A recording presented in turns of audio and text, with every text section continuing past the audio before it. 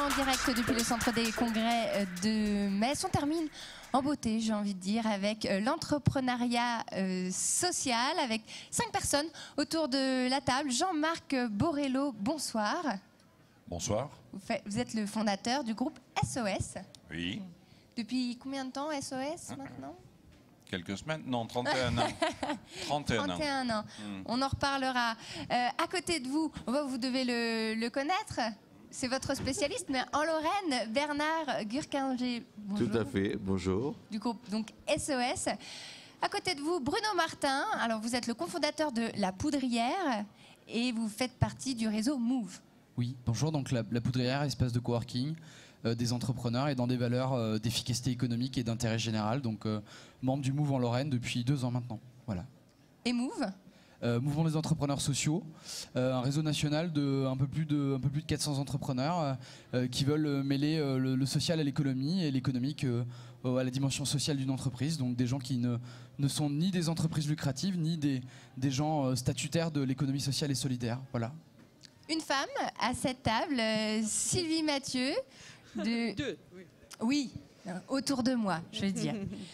J'ai oublié de me compter, c'est la fatigue, la fin de la journée. Bonjour. Du groupe Bonjour Uriops. Vous pouvez nous expliquer aussi en 2 mots, vous êtes un petit peu la chef ce soir. Non, je suis chef de rien. J'essaye d'unir des associations et des fédérations dans un mouvement. Alors, nous sommes en Lorraine, mais il y a 23 Uriops en France et puis une union nationale donc, qui a été créée en 1948, comme la plupart des Uriops, parce que les grandes fédérations avaient décidé de se mettre ensemble pour travailler et essayer de porter une parole commune sur la question du financement particulier du secteur social, médico-social, qui était à l'époque juste financé par la sécurité sociale et qui avait besoin effectivement de fonds pour pouvoir travailler. Mais nous revenons de loin, j'ai envie de dire, hein, parce qu'on vient quand même du secteur et beaucoup de congrégations, d'associations qui étaient dans le domaine de la charité, j'ai envie de dire. Et aujourd'hui, cette charité se confond avec le modèle économique, le modèle social. Donc nous sommes, pour certaines associations, elles sont extrêmement perturbées par ce monde nouveau qui s'ouvre à elles et nous avons pour mission, entre autres, de les accompagner vers le changement. Oui, on l'a vu tout au long de la journée, le monde change très vite. On doit innover, on doit évoluer. Côté de vous, un jeune homme, Rémi Caz. Vous êtes étudiant mine à Nancy. Oui, c'est ça, étudiant en mine de Nancy et aussi président de l'association Enactus Mine Nancy. Enactus Mine Nancy qui dépend donc d'Enactus France et qui dépend elle-même de Enactus All Ride, promeut l'entrepreneuriat social et solidaire chez les jeunes en proposant donc des projets qui ont comme but de devenir des vraies entreprises sociales et solidaires. Jean-Marc, vous connaissiez ce jeune homme Non, ou cette association? pas ce jeune homme, mais Enactus, très bien. Même avant que ça s'appelle Enactus, ça avait un autre nom, mais c'est bien l'idée de faire naître des vocations chez les élèves des écoles de ce pays pour créer des entreprises différentes. L'entrepreneuriat, vous pouvez nous expliquer en quelques mots en quoi ça consiste? Comme ça, on se dit entrepreneuriat, social, ça s'oppose un peu, non? Ça s'oppose si on considère que l'entreprise a une vocation prédatrice sur les gens qu'elle rassemble. Ça ne s'oppose pas si on considère que la responsabilité de l'entreprise, elle est économique, certes, mais aussi sociale et environnementale. Et la conception de l'entrepreneuriat social, c'est bien de mettre ces logiques économiques au service de l'intérêt général. Nous sommes issus pour la plupart, en tout cas pour les plus anciens, du monde de l'économie sociale et solidaire, c'est-à-dire d'un monde statutaire, associations, coopératives, mutuelles. Mais sentant que l'avenir devenait inquiétant, un certain nombre d'entre nous ont commencé il y a quelques années à s'organiser pour mettre en place de véritables logiques économiques, c'est-à-dire des entreprises. Ces entreprises sont souvent un peu particulières puisqu'elles n'ont pas forcément d'actionnaires, elles ne versent pas forcément de dividendes, ce qui ne les empêche pas d'être des entreprises comme les autres, puisque aujourd'hui le groupe SOS et ses 14 000 salariés à travers la France est une entreprise qui fonctionne bien, qui fait 20% de croissance par an, qui a lancé son développement à l'international il y a peu de temps et qui est présente dans 30 pays aujourd'hui et qui va continuer à se développer à ce rythme avec une vocation claire, c'est imaginer de mettre à disposition de l'ensemble de la population les services qui sont essentiels à tous, c'est-à-dire l'éducation, l'accès aux soins, l'accès au logement, l'accès à l'emploi, donc des vrais dispositifs d'excellence pour l'ensemble de la population, quel que soit son niveau de revenu. Donc l'entreprise, c'est le social, ça doit être aussi le développement durable, ça doit être aussi la préservation de l'environnement. Et les entreprises qui oublient un de ces facteurs sont des entreprises qui ne sont pas pérennes et qui s'écrouleront parce qu'il n'y a plus de place à l'avenir pour des entreprises qui seraient des prédateurs avec seul objectif de maximiser les dividendes à court terme. Mais toutes les entreprises qui existent aujourd'hui ne sont pas toutes sociales. On connaît quand même quelques monstres qui réussissent très bien et qui, je pense, sont loin d'être très très sociales, non ? Alors moi je connais quelques monstres qui réussissent très bien et qui depuis longtemps ont intégré des pratiques sociales et environnementales. Alors on ne part pas tous du même endroit. L'économie sociale, sans doute, elle a eu à découvrir des méthodes de management, des méthodes de financement, des process qu'elle n'avait pas l'habitude d'utiliser. Et à l'inverse, les grandes entreprises classiques ont dû apprendre à mesurer leur impact social, à mesurer leur impact écologique. Et moi, j'espère vraiment que l'entrepreneuriat social, c'est le pas vers l'entreprise idéale qui sera à la fois une entreprise qui pourra grandir, se développer, etc., mais qui aura à l'avenir l'ensemble de ses caractéristiques. Sinon, objectivement, monstre ou pas monstre, elle disparaîtra. Vous savez, too big to fail, ça n'a pas marché. Donc si on construit une entreprise sur l'idée qu'il faut distribuer le plus de richesses le plus rapidement possible à un petit nombre de gens, l'entreprise, elle aura l'avenir de quelques grandes banques. Donc il y a simplement 10 ans, on pensait qu'elles étaient invincibles, elles ont disparu à ce jour.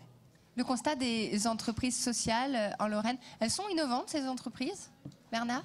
Oui, tout à fait. Alors, si on regarde le cas du groupe SOS, nous, la façon dont on se comporte aujourd'hui sur le plan local, c'est bien d'essayer de combiner l'innovation sociale avec l'innovation technologique.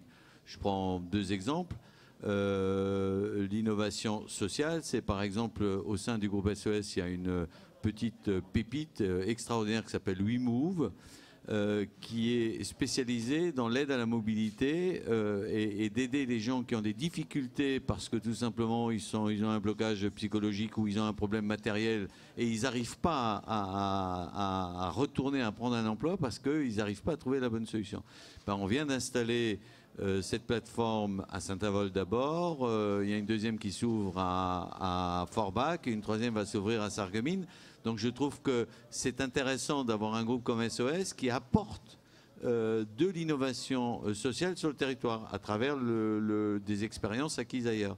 Et je dis qu'on combine les deux parce qu'on est extrêmement intéressé par tout ce qui est Silver Economy. On en parlait avec Madame Mathieu tout à l'heure et on a des projets en commun. C'est qu'aujourd'hui, nous on travaille beaucoup pour les seniors. On a énormément d'établissements pour les seniors, des EHPAD. Et l'objectif de tous les acteurs, c'est de faire en sorte que les seniors puissent rester le plus longtemps possible au domicile. Ben, aujourd'hui, on va combiner de plus en plus le numérique avec les objectifs qu'on a dans le domaine de l'aide aux seniors. Et donc on travaille avec des startups locales pour, par exemple, des détections de chute, pour mettre au point des tablettes qui sont destinées aux seniors. Donc c'est aussi cette combinatoire entre l'innovation sociale et l'innovation technologique qui est très intéressante à travers l'expérience d'un groupe comme SOS. Sylvie, pour qu'on puisse bien comprendre, vous avez quelques exemples de missions concrètes ? De missions concrètes que vous faites d'ailleurs ? Que nous mettons, oui. Eh bien, actuellement, nous travaillons avec l'Université de Lorraine, Conseil régional, les institutions publiques et les fédérations ou associations qui souhaitent travailler avec nous dans le cadre des regards croisés. Le groupe SOS a participé à ces ateliers regards croisés avec le monde de l'économie, le monde de la recherche, notre secteur, pour se dire comment on se comprend mieux les uns et les autres pour apporter une amélioration pour demain. Alors, on a parlé du numérique par rapport aux personnes âgées, c'est vrai aussi sur le handicap, c'est-à-dire toute perte d'autonomie. Mais ce qu'on voit surtout sur les territoires aujourd'hui, il y a 2 niveaux. Il y a ce qu'on va apporter au domicile aux personnes, et ça on en parle beaucoup, les tablettes, etc. Mais également tous les systèmes d'information et d'organisation qui sont en train de se mettre en place. Et je crois qu'on a de la régulation malgré tout à apporter, parce que sinon on n'y comprendra plus grand-chose. L'intérêt, ça serait que la personne sur le territoire, qui aujourd'hui, quand elle est âgée ou handicapée avec sa famille, elle a besoin d'informations rapides, un traitement rapide de son problème. On n'a pas le temps, elles n'ont pas le temps de... Voilà, quand on sort le vendredi de l'hôpital, il faut que le vendredi soir, il y ait quelqu'un à domicile, etc.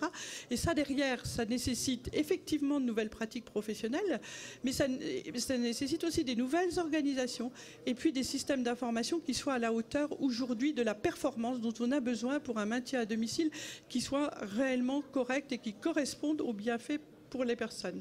Voilà. Enfin, est-ce que l'entrepreneuriat social attire les jeunes? Alors, moi, voyez-vous, l'entrepreneuriat social, quand je fais des formations au CAFDES, qui est le diplôme des directeurs d'établissement, que je ne trouve plus du tout adapté aujourd'hui si on veut diriger des établissements, parce qu'un directeur d'établissement tout seul, pour moi, ça n'a plus beaucoup de sens aujourd'hui, un EHPAD, ou bon, ça n'a pas beaucoup de sens. Mais il y a longtemps que je leur dis, vous devez être des entrepreneurs sociaux. Vous n'êtes pas que les gestionnaires de l'enveloppe publique. Vous êtes aussi, vous devez entreprendre. Et ça aussi, c'est une philosophie qu'il faut faire passer dans le secteur associatif, qui s'est peut-être un peu endormi. Moi, j'ai envie de dire, certains conseils d'administration sont en céphalogramme plat, quoi. Sur la stratégie, on a un peu de mal. Donc c'est là-dessus qu'ils sont dans un autre modèle économique. Vous pensez que ça vient de là? Parce que ce que je vous disais tout à l'heure, on vient de la charité, on vient de... Tout est dû de la puissance publique, et quand on n'y arrive pas, c'est parce qu'on ne nous donne pas assez d'argent. Alors qu'aujourd'hui, je pense que c'est pas un problème financier. Enfin, les contraintes, elles sont là. Les entreprises sociales peuvent être viables. On manque de gens qui entreprennent, qui se parlent, qui partagent des connaissances, qui partagent des pratiques au service de l'intérêt général. Et c'est pour ça que je ne changerai pas un mot, même une virgule, de ce qu'a dit Jean-Marc Moredo quand je l'ai entendu ce soir, mais je l'ai entendu aussi un autre moment, un petit déjeuner, parce que je crois vraiment qu'il faut qu'on soit au service de la population et de tous, et que nos services soient accessibles à tous. Alors peut-être qu'il y en a qui ne correspondent plus au modèle qu'il faut aujourd'hui. Peut-être qu'il faut que certains disparaissent au profit d'autres qui arrivent, plus innovants, plus dynamiques. Mais ça, je pense que c'est de l'entrepreneuriat social. Vous avez un jeune à côté de vous. Rémi, ça vous est venu comment? Vous avez eu envie d'entreprendre dans ce secteur et donner surtout l'envie aux autres aussi de le faire? Alors mon rôle, effectivement, c'est plus centré pour aider les projets à se développer.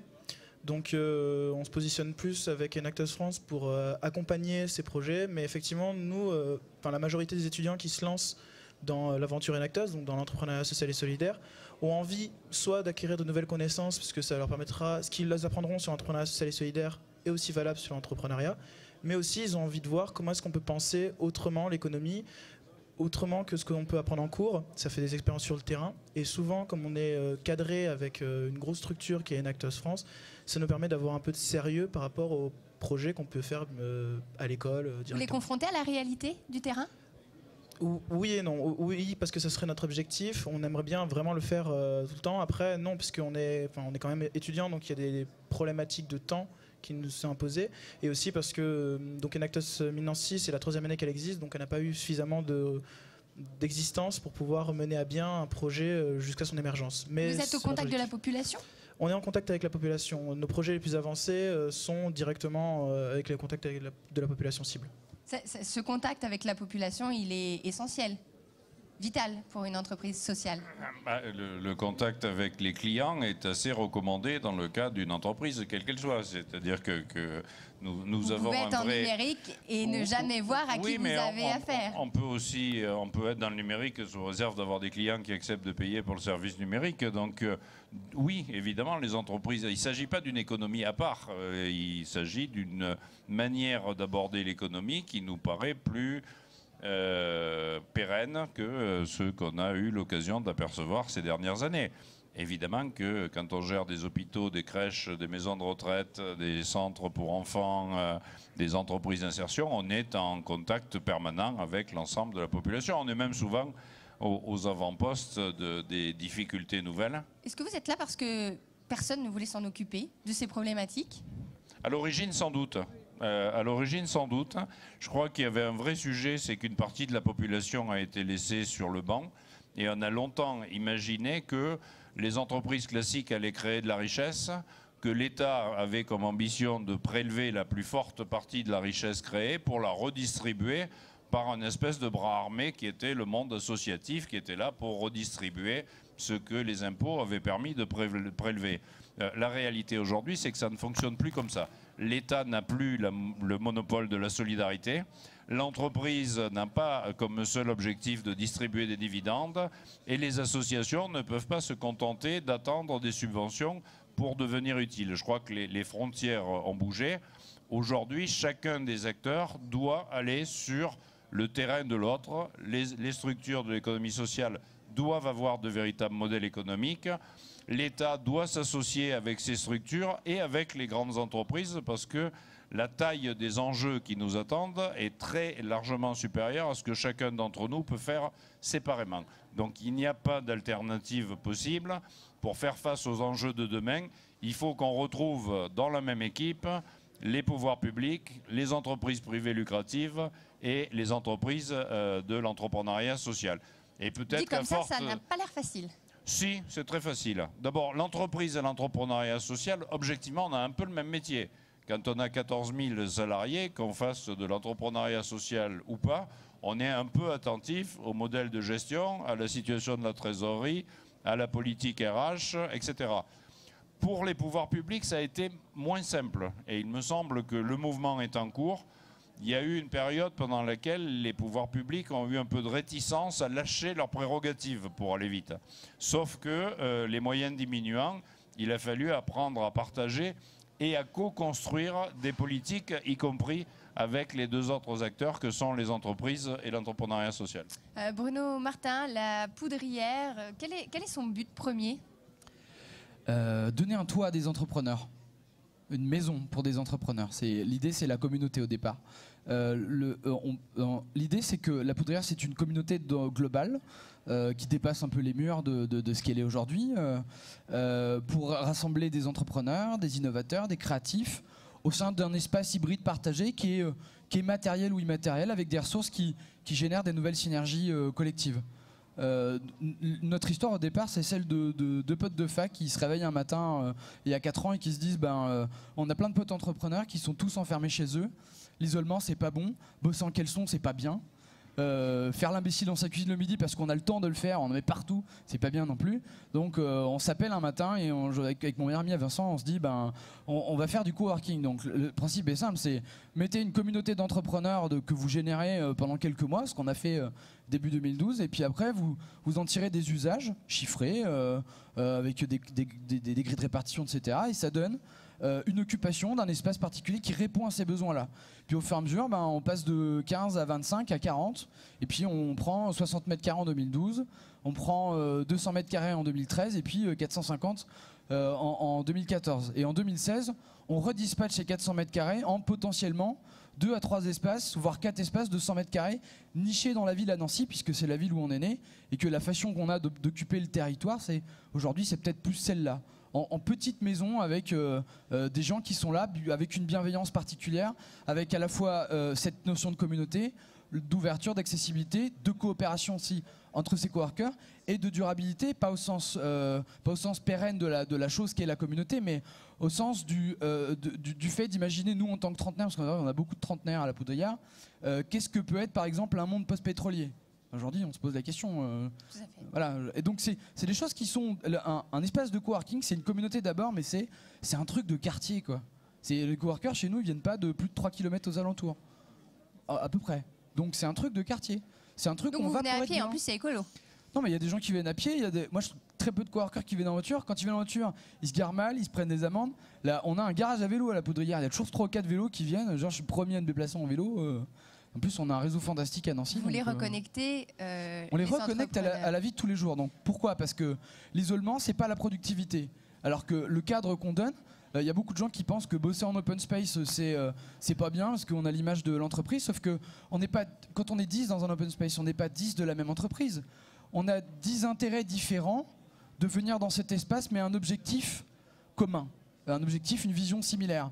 Augmenter notre productivité, maintenir notre emploi. Parce que quand on est freelance aujourd'hui, entrepreneur ou même télétravailleur, parce qu'on a des salariés qui bossent chez eux, mais dont les boîtes prennent l'abonnement de coworking, l'objectif pour nous, c'est d'augmenter notre productivité. Donc pendant 2 ans, les 2 premières années de la Poudrière, on a maintenu des emplois, alors qu'aujourd'hui, la moitié des entreprises individuelles en France sont des auto-entreprises qui ne sont pas des statuts, mais des régimes précaires, et qui précarisent intellectuellement aussi les entrepreneurs. Et ok, peut-être que le salariat, c'est pas une valeur sûre pour demain, mais l'entrepreneuriat, il faut l'assumer fièrement. Donc, sortir des entrepreneurs de leur vie de tous les jours pour les resociabiliser et maintenir leur emploi, c'est très bien. Et créer des emplois, c'est encore mieux. C'est ce qui s'est passé l'an dernier, puisque quand on donne un cadre à des entreprises, il y a des gens qui arrivent seuls en auto-entreprise, puis des fois, il y a des success stories, donc ils dépassent leur chiffre d'affaires, ils ont une stagiaire, parce qu'on permet d'accueillir des stagiaires, ils font un CDD, puis ils la prennent en CDI, puis ils associent quelqu'un. Et les entreprises qui sont parties de la Poudrière cet été, étaient 3 équipes qui étaient devenues trop grosses, où c'était plus avantageux d'être en coworking, et on a eu 5 créations d'emplois l'an dernier. Longtemps, on nous a dit qu'on faisait que maintenir les emplois, et on a participé à la création d'emplois. Voilà. C'est très bien. Sylvie, est-ce que vous pensez la même chose? On doit reconnecter les hommes et les entreprises? Ah ben ça c'est sûr, oui, ça, j'en suis intimement persuadée. Et puis l'entreprise, elle est pas, enfin, pour moi le statut n'est pas vertu. D'accord. Donc après, c'est juste une question d'objectif. Qu'est-ce qu'on veut atteindre comme objectif? Qu'est-ce qu'on a comme valeur? Comment on démontre par la preuve les valeurs que nous avons?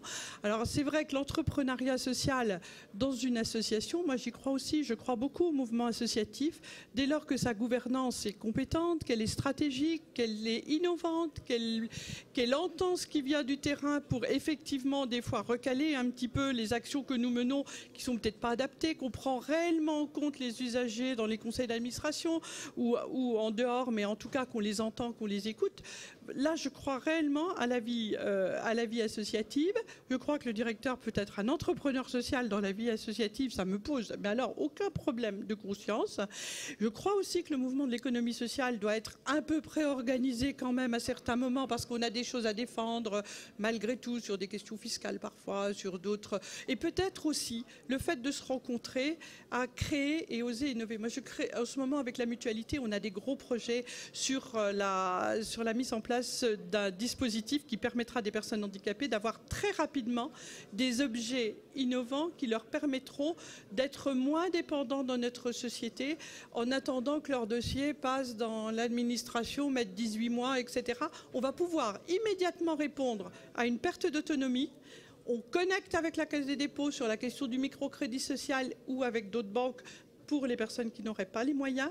Et puis, on suit aussi le dossier administratif pour que quand les moyens sont donnés, ça vienne rembourser. Ça, c'est l'avenir de l'entrepreneuriat social. Mais bien sûr, et si on n'est pas connecté aux entreprises et qu'on ne sait pas ce qui se passe dans le monde de l'entreprise, le secteur social, moi j'ai envie de dire, il va mourir tranquillement. Voilà, on n'est plus crédible. Rémi, pour terminer, est-ce que vous travaillez en relation avec le groupe SOS ou Uriops? Vous êtes encore un peu seul dans votre coin. Je parle de l'association. Alors, on aimerait bien. Effectivement, pour l'instant, on est encore un peu seul dans notre coin. Comme on est une association étudiante, elle est renouvelée, le bureau est renouvelé chaque année. Donc chaque année, il y a des pertes de contact. Chaque année, il y a des choses qui disparaissent. Il y a des nouvelles choses qui sont créées. Nous, notre but, c'est véritablement, on a redéfini intégralement la structure de l'association pour faire en sorte de pérenniser un peu ces contacts et ces relations qu'on a. Mais on est pour l'instant, oui, effectivement, à la chasse à ces opportunités. Je crois que là, vous êtes bien entouré. Là, clairement. Merci beaucoup à tous d'avoir participé à cette table ronde. Notre grand marathon de la journée est terminé. Je voulais remercier toutes les équipes techniques avec Jérôme, Philippe, Rémi, Fabrice et puis Didier qui vous a suivi aussi toute cette journée. Merci beaucoup. Au revoir.